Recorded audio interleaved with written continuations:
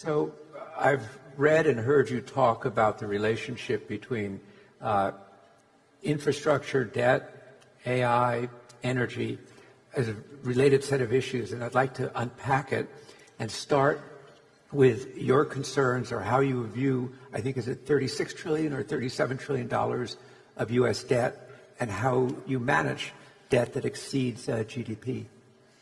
I wrote about this in my last year letter, and this coming letter that's coming out will be a part of it. I'm frightened of our deficits.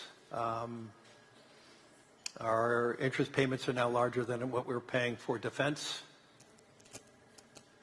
And at the pace, let's level set. In the year 2000, the U.S. deficits were $8 trillion. That's after 230 odd years as a nation. And the last 24 years, our deficit went from 8 to 36. And we can't continue at this pace. And the only way we can navigate this, it's not by cutting, because cutting is going to destroy the economy. We must grow the economy. And I wrote that we must, and I wrote this in an editorial in the Wall Street Journal on Election Day, we have to encourage more and more private capital.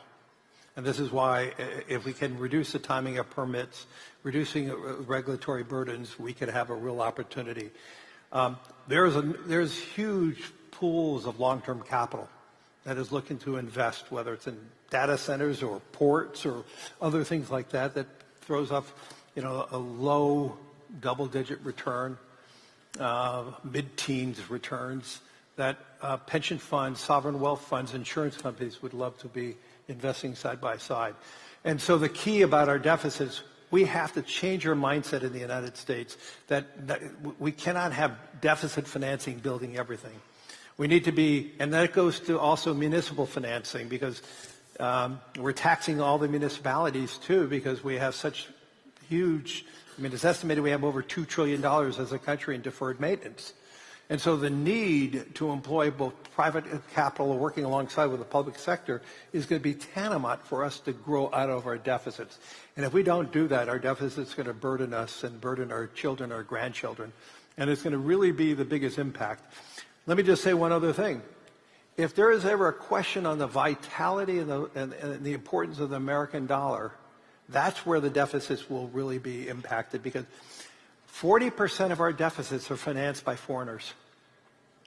That's not a good position, especially, with all the geopolitical issues that are going on right now. And so we just need to be much more mindful. But there are answers, and the answers are, let's work with the private sector. Let's try to find private capital together, working together to build out our infrastructure, and to get our economy to grow 3+% over the next 10 years. If we could pull that off, our deficits are going to be a smaller percent of GDP. And